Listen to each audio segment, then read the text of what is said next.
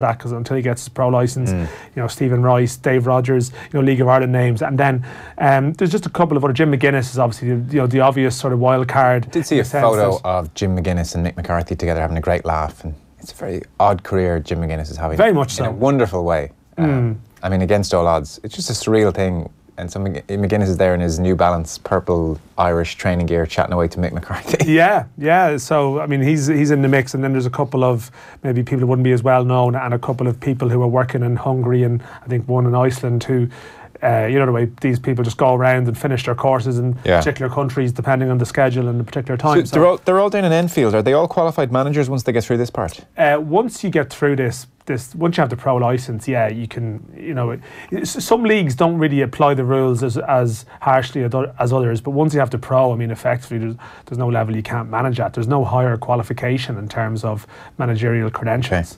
Okay. Don't give away all the good stuff, but on the football show, as well as having Pat Nevin, we'll talk to you about your trip to Nottingham. So it seems Dan McDonnell can't get enough of Martin O'Neill, and he heard O'Neill was moving to Nottingham, so he spent the 3-4 days there. 2 or 3 days over hanging around like a bad smell in Nottingham for 2-3-4 days. Much, yeah. So I've never been. I know it's a place with a great football history, but I just hadn't been there. Just the way, you know, the way we had, although there was a great representation of Irish players there over sporadic periods, and I met John Thompson over there, who's one of them who would have played at sort of the start of this century, I guess, would have played there, but maybe just the last couple of years we haven't had a great representation of Irish players, so I never really got to go there.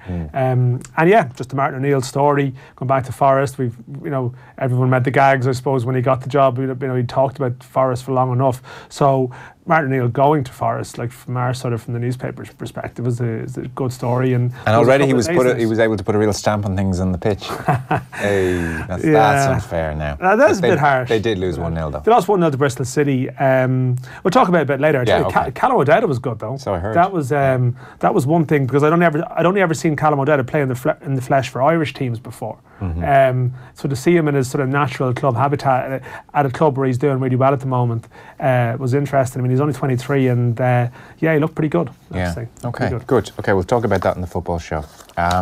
Will, we are starting with Joe Schmidt. Bad news for Joe Schmidt. Yeah, so the second row options in terms of the forwards have been cut substantially today ahead of the Six Nations. Ulster revealed that Ian Henderson will be sidelined for several weeks with a finger injury he sustained in their weekend win at Leicester in the Heineken Champions Cup. The Northern Province have cleared up as well. It's a fresh injury as opposed to the injury he sustained to his thumb before Christmas, and he had recent thumb surgery as well. It follows Munster's Tadhg Beirne being ruled out of the games against England and Scotland after hurting his knee in the Reds' victory against Exeter at Thomond Park. Quinn Roux has now been called into the squad, which brings Connacht's representation up to 6. Adam Byrne has travelled with the group as well for their 5-day training camp in Portugal. That's following a knock which was sustained by Andrew Conway at the weekend. It's kind of been a bad day for Munster injury-wise, and again, just Tommy O'Donnell has been so unlucky with injuries. Johan van Graan confirming this afternoon that back row forward O'Donnell has suffered a serious injury to his left shoulder. He's been out for nearly 2 years with a succession of injuries.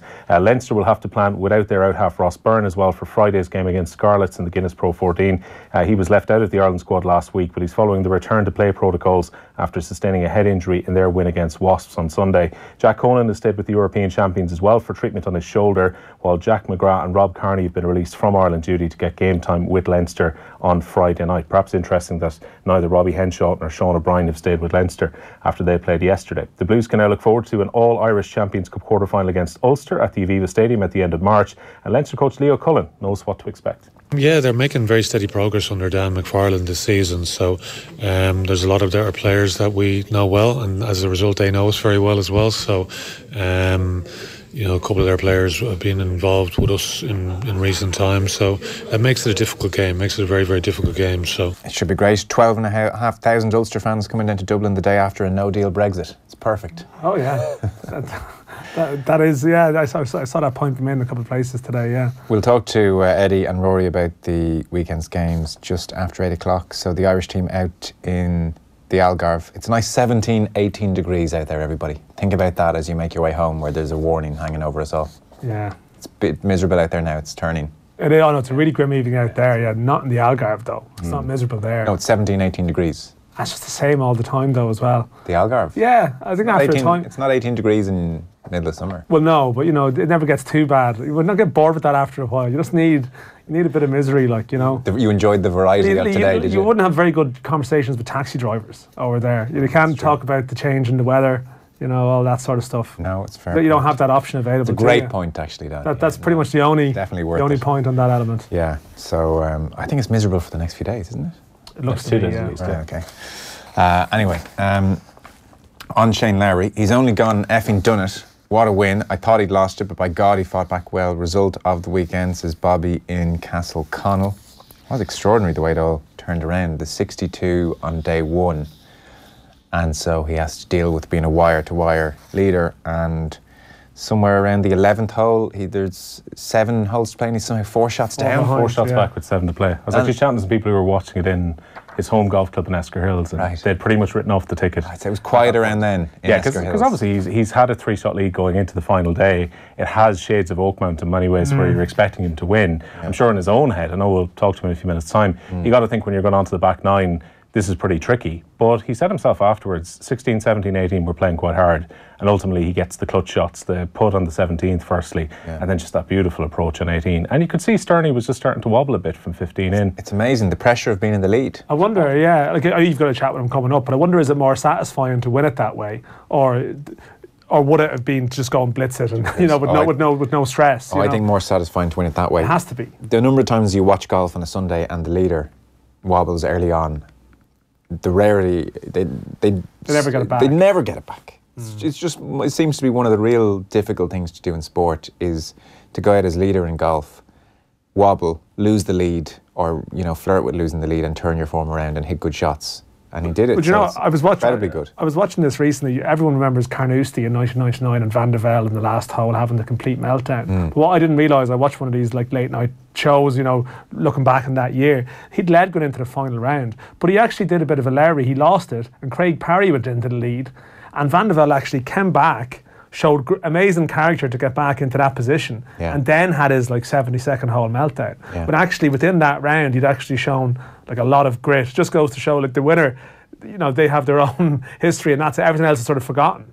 But anyway, Larry, the way he did it was pretty impressive. It sure was. Barry in Newry, lads, on Larry, when he hit the 3-wood into the 18th, I had a flashback to him telling you how far he hits his 3-wood when you walk that hole with him at Ballyliffin. Joe, I'm not saying you were the secret to his success, but you can claim it if you want. In fact, you weren't there alongside him. You just had a clarity of thought walking down. Actually, that was a good piece, walking around with him. But he is so open, and I think that's why people sort of warm to his story. But they also are very much aware of the weakness or the problems he's had in the last period of time. Because he's actually spoken about it, and even not liking the game at times and stuff like that, which is... He's had to part ways with his caddy. He's lost his PGA Tour card. He's coming off the worst 18 months of his career. So this really puts him back in the map. Where are we going next, Will? Huddersfield have a new head coach. It is Jan Sievert. He was previously at Borussia Dortmund, where he was the reserve coach. He's managed with some of the Germany international youth sides as well. He replaces David Wagner, the 36-year-old. It's at a time with the Terriers sitting bottom of the Premier League, 10 points adrift of safety with just 15 games left. Kevin Kilbam was on commentary yesterday in terms of the Huddersfield against Man City game, and Kev reckons it's a big ask for anyone to keep Huddersfield up. They look doomed, don't they? I have to say that. It's going to take a remarkable turnaround in results and performances. They have to probably, I think they've got to play a different style of football if they're going to try and win points. I think largely when I've watched Huddersfield over the last 2 seasons, it's been about containment rather than actually say, well, look, you can generate a great atmosphere here at the John Smith Stadium. Let's get at teams. Today is a bit different because you're playing against a top-class side, but I'm talking about them in general, and I don't think they've done that enough. So if the new coach was to come in, I think there's got to be maybe a more positive mindset, I think, within the squad. And I think that's where they might be able to pick up points. I don't think they're going to stay up regardless of who comes in now. I think they've got tricky results coming up. So I think it's going to be difficult for them towards the back end of the season. And I feel as though now it's about building towards next season. Can you maybe target players for the summertime that you're going to bring in for next season and have a serious promotion push next year in the Championship? That's the way I think it's got to be for Huddersfield. They've done great in staying up last season. And I think now it's about building for the next 5 to 10 years, I suppose, at this club. Yeah, I think that sums it up quite nicely. Extra digestive biscuit for Dan McDonnell, lads. He's riffing on Van der Velde, thoughts on the NFL, a meteorologist too. He's bringing it tonight, says Fiacre. You've been unbelievable, Dan. You can do some racing as well if you want. Go on then. What do you want to say about that? I don't have anything to say about the rain. They needed the rain. They needed the rain big time. The only people that's happy with the change in weather, because I know you've got a Racing Road show coming up this week and next week, and the big talking point has been the dry winter. It's actually been far too dry. and all of a sudden they're the only people now with this rain might actually inject some badly needed sort of moisture into the ground there, because it's been a real problem for horses across the winter, the national hunt season. What's the problem for them? Well, the ground is generally like softer, National hunt horses are generally associated with soft winter ground, and it's been too fast to run some of them. So a lot of good horses haven't been able to run across this season because of the weather. So they are like the racing crew are sort of doing rain dances here. So they're happy. They're happy with this change of weather. Actually, on that point, it was a brilliant piece by Dennis Walsh yesterday of the Sunday Times on the Brexit is kind of really on the horizon now when it's creeping into the sports pages, and there were various Brexit pieces, but Dennis Walsh just wrote about the racing industry situation. I think it's genuinely massively frightening for everybody concerned. At the moment there's an arrangement between Ireland and France and the UK, and so if that goes belly up, which it may well do, any animal entering or leaving the EU needs to be looked at by a vet. And so every horse going across will have to be looked at by a vet, and then coming back in will have to be looked at by a vet. And these have to be done at certain ports, not port in the traditional sense, because the only two ports in Ireland are in Dublin and Shannon. There's never been a need for one at Dublin port, so they're frantically now trying to make contingency plans to set up some kind of area at Dublin port for horses to travel. Potentially. I mean, that's if there's no deal. That's a logistical nightmare if you're Willie Mullins or Gordon Elliott particularly, and you're bringing over dozens of horses each weekend. You're looking at hours waiting to be seen. Like he was making the point, 26,000 horses travelled in 2017. And of the national hunt horses in the UK at the moment, 52% of them have come from Ireland. And if there is a no-deal Brexit, then the World Trade Organization will slap 11.5% onto the sale of any horses. So, I mean, what that's going to do to...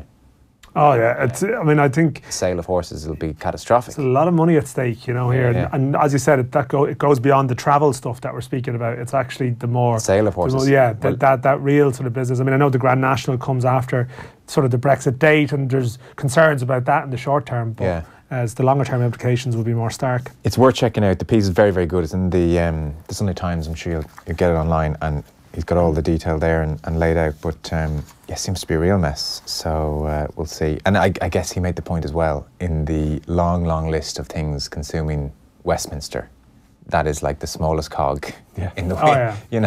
The horses is not going to be high up on the agenda for several months, I would think. Final few stories, Will? Well, elsewhere, Arsenal's head of recruitment, Sven Mislintat, will leave the club next month. He's expected to go to Borussia Dortmund. He joined the London side back in December 2017 and was seen at the time as a key cog in replacing the Wenger regime. He put deals in place to sign players like Pierre-Emerick Aubameyang, but he's left the club now. Manchester United have given a contract extension to Scott McTominay as well. He's staying at the club until 2023.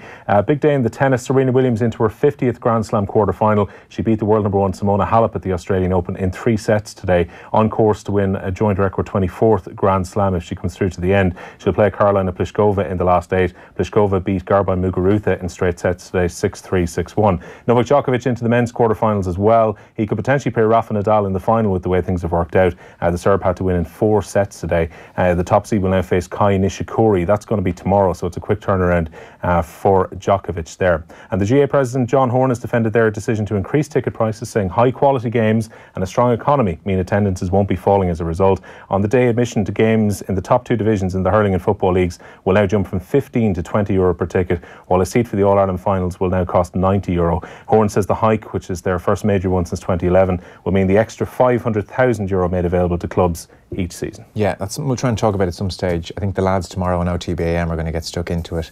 Time is against us here. We have to get to Shane Lowry. I should tell you before we do that, next month we're gearing up for Cheltenham and the Gold Cup with a special Bulmer's Road to Gold event. It's on in Clonmel on the 1st of February. It won't be your average Cheltenham preview night. There'll be comedy from Apri Matches Barry Murphy, live music, a DJ set from Kevin Kilban and Vogue Williams. Is this true? Together, or... Together. Kev's a collaborator now. He's not just a...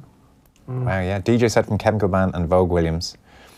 And a top line of guests. Well, I mean, do you need any more? That we'll be revealing over the next few days.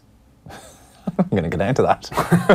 Offtheball.com/events now. Tickets are free. You must be over 18 to enter. It's the Bulmer's Road to Gold event in Clonmel Park Hotel, February 1st. Now, that's our news round for this evening. We've got rugby after 8, we've Pat and Evan after 9, and we have Shane Lowry next. Off the Ball on News Talk. Lunchtime Live with Ciara Kelly. Since day one of the new year, I've been on a mission to get out and get moving with 100 days of walking. I'm delighted that so many people have been joining me too, right across the country. It's really great to have a specific goal, 100 days. That's really doable. I do about a 30-minute walk a day. Yeah. And I go around the back roads. Does it do something for you? Because I think it does something for me. Yeah, well, no, it does. I mean, certainly it's great for the mental health.